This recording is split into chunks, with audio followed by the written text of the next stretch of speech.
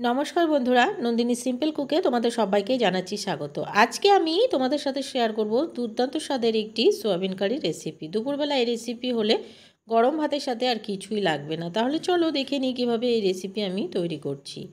এই রেসিপি তৈরি করার জন্য প্রথমে এদিকে আমি এক বাটি সয়াবিন নিয়েছি আর কড়াইতে বসিয়ে দিয়েছি গরম জল। গরম জলটা একটু উষ্ণ গরম হয়ে এলেই সয়াবিনগুলো দিয়ে 5-7 মিনিট মতন রেখেই নামিয়ে নেব। সয়াবিনগুলো যখনই একটু ফুলে যাবে তখনই সঙ্গে সঙ্গে নামিয়ে নিতে হবে। এবারে সয়াবিনগুলো থেকে জল খুব ভালো করে চিপে নিংড়ে বের করে নিতে হবে। হাতের সাহায্যে সবগুলো সয়াবিন থেকে জল এভাবে করে বের করে নেব। সমস্ত সয়াবিনগুলো থেকে জল বের করে নিলাম। এবারে দিয়ে দিচ্ছি আদা, রসুন আর কাঁচা লঙ্কা বাটা। দিয়ে দিচ্ছি 1 টিস্পুন ধনে গুঁড়ো, দিয়ে দিচ্ছি 1 টিস্পুন জিরে গুঁড়ো, আর দিয়ে দেব 1 টিস্পুন হলুদ গুঁড়ো। দিয়ে দিচ্ছি স্বাদ মতো লবণ। লবণটা খুব বেশি দেব না, 1/2 টিস্পুন দেব। এবারে দিয়ে দেব 2টো ডিম ফাটিয়ে। আর দিয়ে দিচ্ছি 1 টিস্পুন কাশ্মীরি লাল লঙ্কার গুঁড়ো। এবারে খুব ভালো করে সমস্ত ইনগ্রিডিয়েন্টসগুলোকে সয়াবিনের সাথে মেখে নিতে হবে। মাংস যেভাবে ম্যারিনেট করা হয় ঠিক সেইভাবেই সয়াবিনটাকেও ম্যারিনেট করে নিতে হবে খুব ভালোভাবে। ম্যারিনেট করে নেওয়া হয়ে গেছে। এবারে 30 মিনিটসের জন্য আমি সয়াবিনটাকে ঢাকা দিয়ে রেখে দেব। এবারে এদিকে আবার একটা কড়াই বসিয়ে দিলাম। কড়াইতে দিয়ে দিয়েছি সরিষার তেল, দিয়ে 1/2 টিস্পুন থেকেও একটু কম লবণ দিলাম। যেহেতু তেলে দিলেই ছিটকবে সেই কারণে একটু লবণ দিয়ে নিলে আর ছিটকবে না। এবারে ডুমো করে কেটে রাখা আলুটা আমি দিয়ে দিলাম ভাজতে। এবারে আলুটাকে গোল্ডেন ব্রাউন করে ভেজে নেব।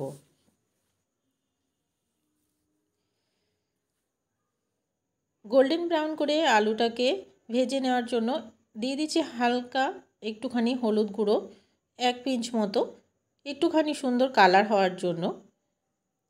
খুব ভালো করে গোল্ডেন ব্রাউন করে আলুটাকে ভেজে নিলাম। এবারে আলুটাকে নামিয়ে নিচ্ছি।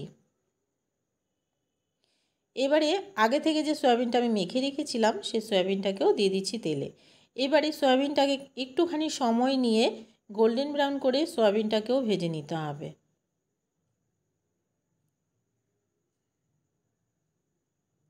এভাবে সয়াবিনের রেসিপিটি একবার করে খেয়ে দেখবে বন্ধুরা, দুর্দান্ত টেস্ট হয় খেতে। সয়াবিনটাকেও নাড়াচাড়া দিয়ে খুব ভালোভাবে ভেজে নিলাম। আরও কিছুক্ষণ একটু সয়াবিনটাকে ভেজে নেব। সয়াবিনটাকে ভেজে নেওয়া হয়ে গেছে। সয়াবিনটা নামিয়ে নিয়ে ওই কড়াইতেই দিয়ে দিচ্ছি আবারও কিছুটা সরিষার তেল। তেলটা যখন একটু গরম হয়ে যাবে দিয়ে দেবো একটা তেজপাতা ছিঁড়ে, দিয়ে দিচ্ছি কয়েকটা গোটা গরম মশলা, লবঙ্গ, এলাচ, দারচিনি, দিয়ে দিচ্ছি 1/2 টিস্পুন গোটা জিরে। যখন সুন্দর একটা গন্ধ আসবে দিয়ে দেবো কুচনো পেঁয়াজ। এখানে আমি ছোট করে পেঁয়াজ কুচি রেখেছি 2টো। পেঁয়াজটাকে দিয়ে একটু নাড়াচাড়া করে পেঁয়াজটা হালকা ভেজে নেব। পেঁয়াজটা যখন হালকা ভেজে নেওয়া হয়ে যাবে এবারে দিয়ে দিতে হবে 2টো টমেটো কুচনো। টমেটোটা একটু সফট হয়ে যাওয়া পর্যন্ত টমেটোটাকেও একটু নাড়াচাড়া করে নেব। টমেটোটা যখন একটু সফট হয়ে যাবে তখন আবারও দিয়ে দেব 2 টেবিল স্পুন মতো আদা রসুন বাটা। এখানে আদা, রসুন আর কাঁচা লঙ্কা একসাথে পেস্ট করে রাখা আছে। তারপরে দিয়ে দেবো 1 টিস্পুন ধনে গুঁড়ো, 1 টিস্পুন জিরে গুঁড়ো, 1 টিস্পুন হলুদ গুঁড়ো। যেহেতু স্পুনটা একদমই ছোট্ট সেই কারণে সয়াবিনের সাথে আগে একবার মশলা মেশানো হয়েছিল বলে 2 টেবিল স্পুন করে আমি সমস্ত মশলাগুলো ব্যবহার করলাম। মশলার যে বাটিটা আছে সেটা ধুয়ে একটুখানি জল দিয়ে মশলাটাকে খুব ভালো করে কষিয়ে নিলাম। মশলা যতক্ষণ না কাঁচা গন্ধ যাচ্ছে ততক্ষণ মশলা থেকে ভালো করে কষিয়ে নিয়ে সয়াবিন আর আলুটা দিয়ে দিলাম। এবারে সয়াবিন আর আলুটাকেও মশলার সাথে খুব ভালো করে মিক্স করে কিছুক্ষণ কষিয়ে নিতে হবে। এরপর যা দিয়ে দিচ্ছি স্বাদ মতো লবণ। লবণটা দিয়ে খুব ভালো করে আবারও একবার নাড়াচাড়া করে মিক্স করে নেব। সয়াবিনটাকে খুব ভালো করে কষিয়ে নেওয়া হয়ে গেছে। এই পর্যায়ে দিয়ে দিচ্ছি জল। জলটা খুব বেশি দেব না, হালকা দিয়েছি। এবারে খুব ভালো করে নাড়াচাড়া করে আলুটা সেদ্ধ হওয়া পর্যন্ত একটু ফুটিয়ে নিতে হবে। এই পর্যায়ে দিয়ে দিচ্ছি হাফ টিস্পুন চিনি, সয়াবিনটাকে নাড়াচাড়া দিয়ে কিছুক্ষণ ফুটিয়ে নিলাম। আলুটাও প্রায় সেদ্ধ হয়ে এসছে। চিনিটা খুব ভালো করে একটু মিক্স করে দিলাম।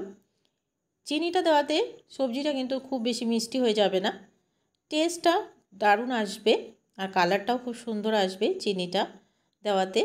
এ পর্যায়ে লাস্টে দিয়ে দিচ্ছি একদমই সবার শেষে 1 টিস্পুন গরম মশলা। সয়াবিন কষাটা একদমই রেডি হয়ে গেছে, আর একটুখানি ফুটিয়ে নিয়ে নামিয়ে নেব।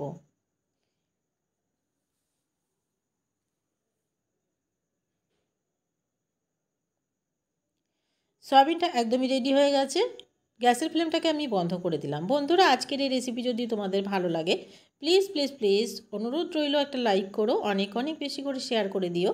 নতুন বন্ধু হয়ে থাকলে সাবস্ক্রাইব করে পাশে থাকার অনুরোধ রইল। পাশে থাকা বেল আইকনটাকে অবশ্যই করে প্রেস করে দিও এ ধরনের রান্নার নোটিফিকেশানগুলো সবার আগে তোমার কাছে পৌঁছে যাওয়ার জন্য।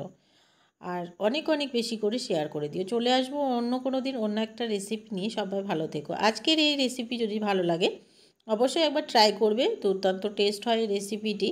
আর এই রেসিপি হলে দুপুরবেলা গরম ভাতের সাথে আর কিছুই লাগবে না। তাহলে আজকের মতন এখানে শেষ করছি। সবাই ভালো থেকো, টাটা।